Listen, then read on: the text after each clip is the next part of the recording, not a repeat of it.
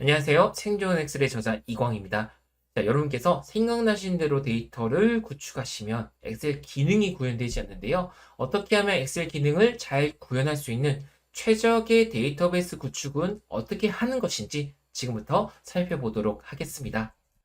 자, 첫 번째는 크로스텝 형태로 데이터베이스를 구축하시면 안 됩니다.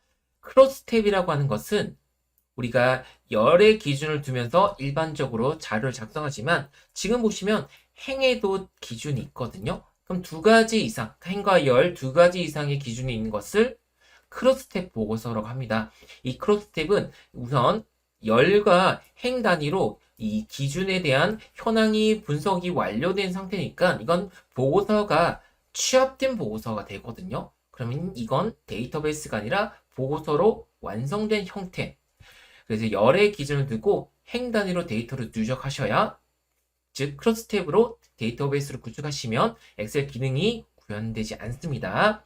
자, 다음은 제목과 데이터는 붙이지 않는데요. 무슨 말이냐면 엑셀은 연속된 열과 연속된 행의 덩어리를 데이터의 범위라고 합니다.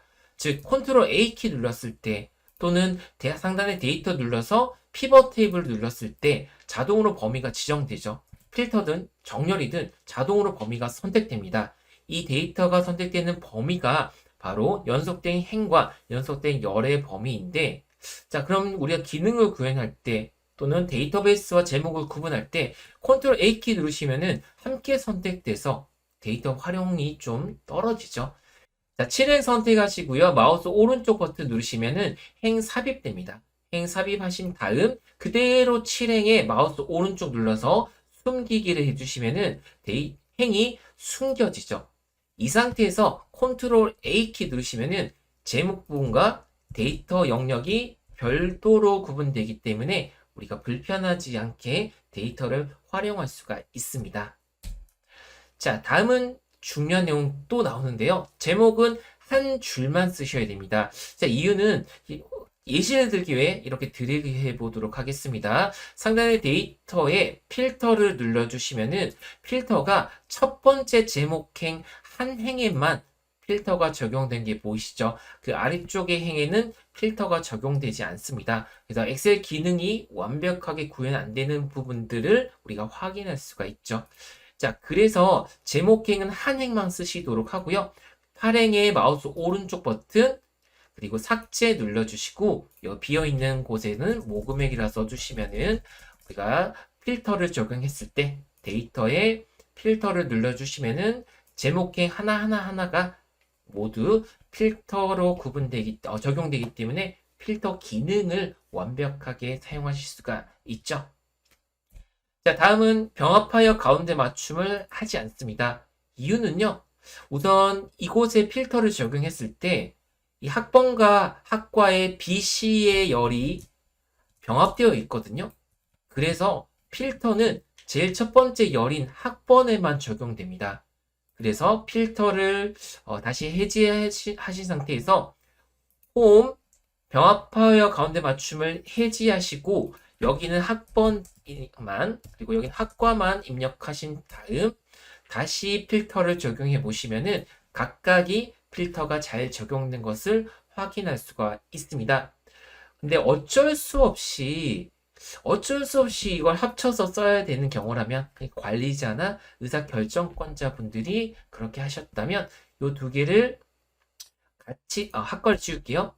동시에 두 열을 선택해 주시고 마우스 오른쪽 셀 서식 그리고 맞춤에 가셔서 가로에 선택 영역의 가운데라고 선택해 주시면은 두 열의 텍스트의 영역으로 가운데 영역으로 텍스트가 적용됩니다.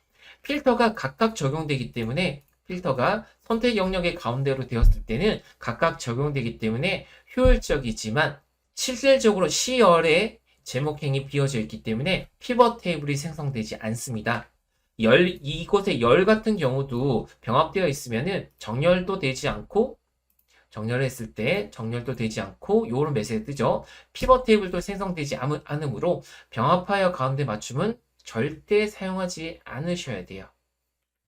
자, 다음은 빈셀이 있을 경우 피벗 테이블을 생성해서 금액적인 걸 확인했을 때 빈 셀에 대해서는 비어 있음이라고 뜨게 됩니다. 그래서 가능한 비어 있음은 쓰지 않는 것을 추천드리고요.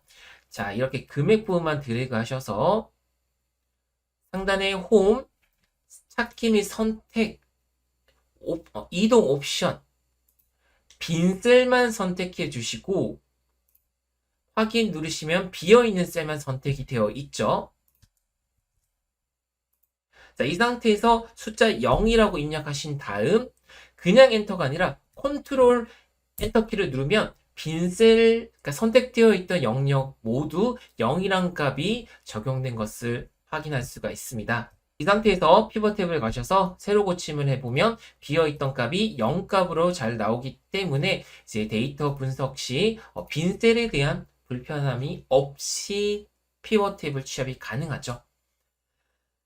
자, 다음은 Vlookup 때 말씀드렸던 내용인데 키값이 좌측편에 있으면 오른쪽 데이터를 모두 가져올 수 있습니다. 하지만 키값이 중앙에 배치되어 있다면 Vlookup을 사용했을 때 왼편만 가져올 수 있고 오른편은 가져올 수가 없습니다. 그래서 가능하다면 가장 좌측에 키값을 배치하시면 가장 완벽하고요. 물론 Xlookup으로 보완은 가능하지만 모든 버전에서 사용이 불가능하기 때문에 키값을 좌측에 배치하는 노력들은 좋은 습관이 될 것 같습니다.